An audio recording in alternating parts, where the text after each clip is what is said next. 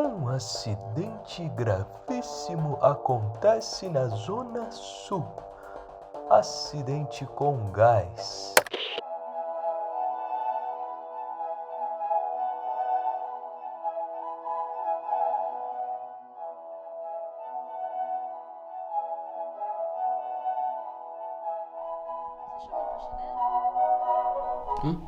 A Neide. Faxineira? Ligou pra ela, Lineu? Pra que eu ia ligar pra ela? Pra limpar o espaço, meu querido. Tá bom. Já eu faço isso, tá? Tá, e não esquece das outras coisas que você disse que ia fazer. Comprar veneno pro rato, trocar o gás, ligar pra advogada pra gente resolver a questão dos direitos do nosso novo roteiro, chamar o encanador pra cuidar do vazamento do lado do quadro de energia, comprar... Ai, Beth! Tá bom.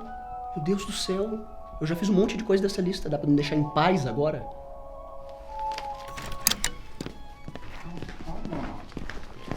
Oi, gente. Tudo bom? Eu comprei o veneno de rato que o Lineu esqueceu. Que bom que alguém lembrou, né? É, que bom que tem gente que sabe trabalhar em equipe, né? Que é isso, Paulo? Não. Ué, cigarro aqui no nosso espaço coletivo não, né? Eu fumo aqui há 4 anos e você nunca encheu meu saco. Eu vou ter que concordar com o Paulo. A gente nunca implicou com cigarro. A única condição é a janela aberta. Vocês sabem que eu tenho rinite. Sai da frente, Lineu. Sai da frente, Lineu. Você nunca encheu o saco. E de onde vocês estão vindo? Eu fui no mercado. O Paulo parece que passou na produtora lá do Carlos Alberto Pinto. Seu namorado. Não, Carlos não é meu namorado, ele é meu ficante. Você sabe que eu não me apego. Tá, só não vai iludir o nosso cliente. Eu? Iludir alguém? Imagina, eu tô apenas vivendo o momento. Voltando à vaca fria, o Paulo não disse nada do Pinto? Esse daí tá insuportável, mais chato que o normal. Ah, seu safado! Que é isso? Você não mandou o cara consertar a porra da janela? Mas eu mandei sim, Só que ele não ficou esperando o rapaz às 9 da manhã. Agora tem que esperar também. Agora eu vou fumar de janela fechada, foda-se. Não vai fumar não. Você não vai fumar com tudo fechado. Eu tenho compromisso hoje à noite, não vou chegar fedendo a cigarro. Você tá pensando que isso aqui é o quê? Bagunça, garoto?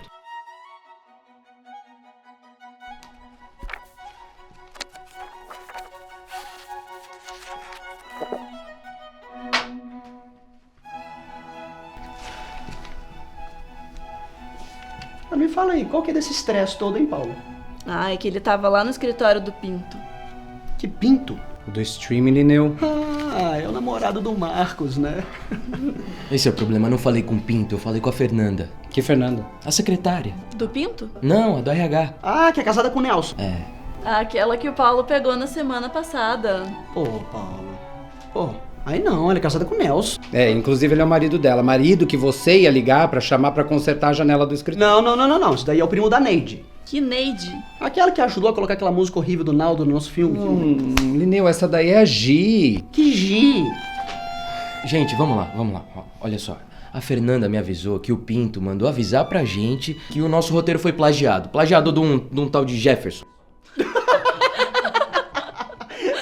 Quem que é Jefferson? Gente, como assim? Quem é esse cara? Eu conheço todo mundo no escritório. Eu conheço todo mundo naquele escritório. Que é, garota? Para de ser arrogante, Marcos. Deixa eu ver aqui no meu caderninho. Juliana, Fernanda... Não tem nenhum Jefferson mesmo. Foda-se. Foda-se o Pinto, foda-se o caderninho, foda-se tudo. Vocês não estão entendendo a gravidade do plágio, não? Como é que pode plagiar uma coisa que tava só entre nós 4?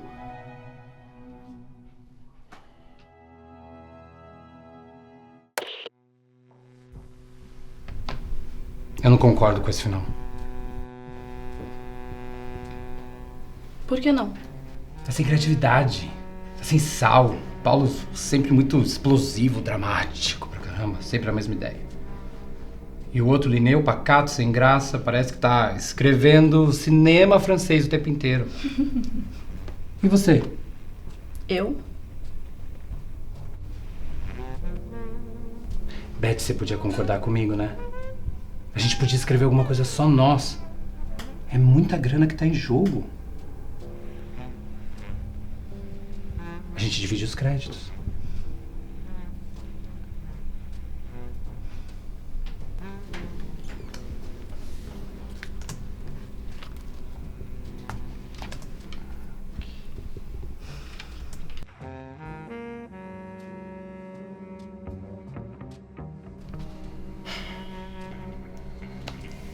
Quando é que ele recebeu o roteiro? Eu mandei há 2 dias. Hoje é dia 14. O prazo era pro dia 10. Você não tem mais nada pra falar pra gente não, Linneu? Tá bom, ok. Culpa minha então, tá?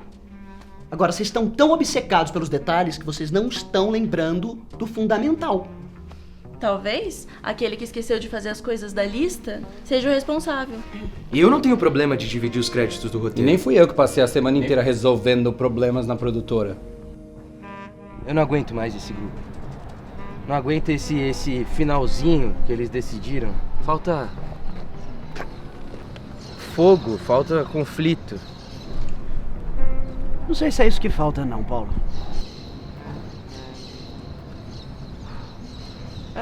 É que você gosta de melodrama, você gosta de coisas profundas, de conflito interno, subtexto. A verdade é que a minha ideia de revelar o caso lá da mãe com o tio mexeu na tua ferida. Mexeu. Mexeu porque eu gosto da Fernanda, eu gosto dela, só que eu não sei me expressar, eu não sei se eu faço isso pessoalmente ou se eu faço isso pela arte, sabe? Eu sei.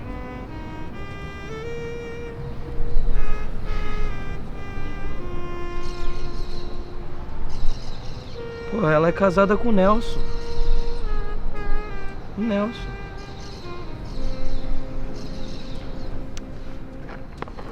Vem cá, deixa eu te contar uma coisa, Paulo. Eu acho que a gente podia misturar um pouco de romance com explosão.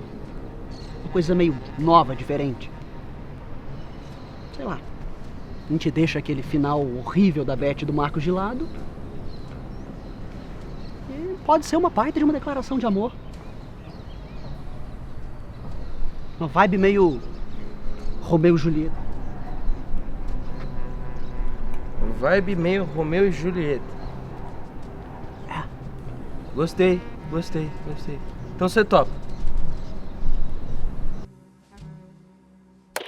Agora, essa frieza é típica de alguém que é obcecado por caderninhos e detalhes? Ok, vamos lá. A Fernanda disse que a diferença dos 2 roteiros é basicamente o final. Era um final diferente, uma coisa explosiva. Não fazia sentido pra trama. Mas ao mesmo tempo tinha uma autorreferenciação, sabe? E você leu o final?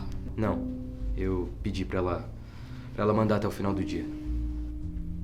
E agora a gente faz o que então? A gente faz um novo final, ué.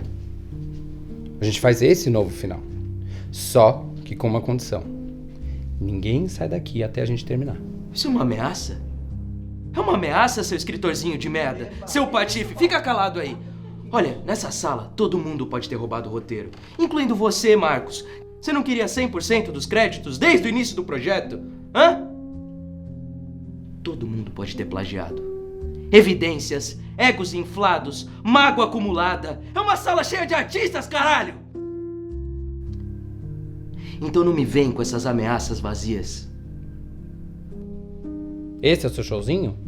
Porque, mais uma vez, a sua irritação é o motivo da gente não ter solução nenhuma.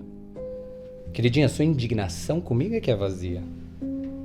Então se acalma, tá? E tenta resolver o problema pelo menos uma vez na vida. A gente pode voltar agora ao roteiro? Sim, a gente pode. Obrigado. Voltemos ao Pinto e ao roteiro que ele quer. A família Souza vai se reunir no Natal, no apartamento dos pais do centro da cidade. Tá bom, Paulo. Tá? Acho que essa parte todo mundo já sabe. O que a gente precisa resolver agora é o desenvolvimento para conclusão. E criar uma reviravolta final. Nada seria mais chocante que um final trágico. Isso. Algo agressivo o suficiente pra acabar com a hipocrisia daquela família. Um envenenamento da ceia? Talvez uma coisa que unia, depois os destruía. Uma asfixia. Um assassino da família, ele pode vedar as entradas de ar. Ele liga o exaustor até o sistema de calefação. O assassino com certeza é da família. Ele poderia ser mais sanguinário e colocar explosivos debaixo da manta da velhinha e explodir todo mundo ao mesmo tempo. Eu até concordo com toda essa traição, né? Só que vocês têm que convir comigo que esse método tá muito sem graça, né? Muito sem graça. Eu acho que falta um pouco mais de erotismo, sabe? Eu acho que podia ser uma asfixia erótica coletiva. Não, Lineu. Isso muda muito a narrativa. Por que o assassino ele não vai jogando cada membro da família pela janela e depois ele se joga também no final? Assassinos pagos? Sabotagem de elevador. Decapitação. Linchamento. Implosão. Atiradores de elite. Overdose por Viagra. Incêndio. Choque elétrico. Não. Meteorito.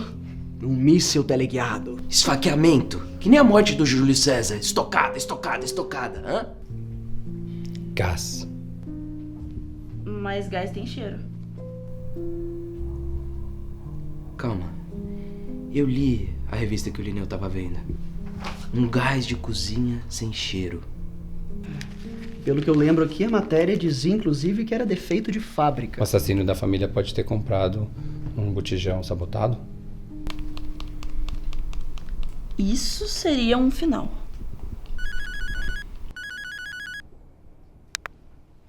Oi, Fernanda. Tudo bem? Já mandou o roteiro? Tá bom, eu vou ler. Depois eu falo com você, tá? Deixa eu ler aqui.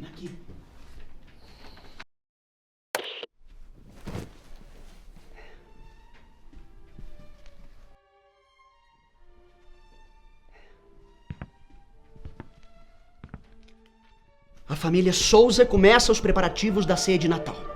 A mãe, que foi até a cozinha, liga o fogão, mas é interrompida antes de acender a chama por um beijo repentino do tio, que larga seu cigarro na borda da janela.